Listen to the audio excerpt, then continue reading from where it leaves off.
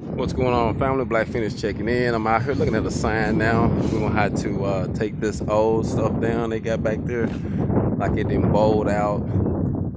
Like some wood stuff, some cheap way to go, but you know, over time it's gonna look bad. So they're gonna replace it with some aluminum pieces. And we got one there. And there's some awkward measurements too on these. It's kind of awkward as far as what they actually are.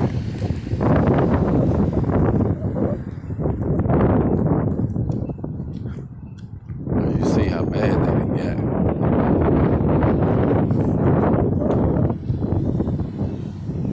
And then this is the last one here.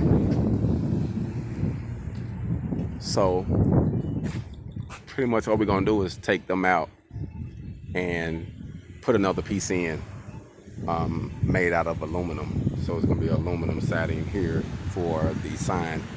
So that's what I'm doing now. I actually came out here to take some measurements, and my good tape measure, the one I was looking for, I left it at the shop, and I got my small one on me. So that's going to be kind of difficult to do what I'm trying to do on this one measurement because the wind is blowing a little bit today. So that's what I'm doing. I'm out here and I had to measure this sign. So I know it's 4 foot across. I just measured it, and I believe it's 8 foot high. But with this tape measure I got, there's no way for me to find out exactly because the wind is blowing so bad right now. So we want to try to kill two birds with one stone here and figure out a way to install this one. Well, not to install it. When it's time to install them, I have a bucket, so to make it easier. But right now, I'm just trying to take the measurements, and the wind blowing pretty good. And like I say, the tape measure that I got isn't heavy duty, so it's one of those smaller ones. I left my heavy duty tape, my Fat Max. So this is what we're doing today. Get some measurements, get some things lined out.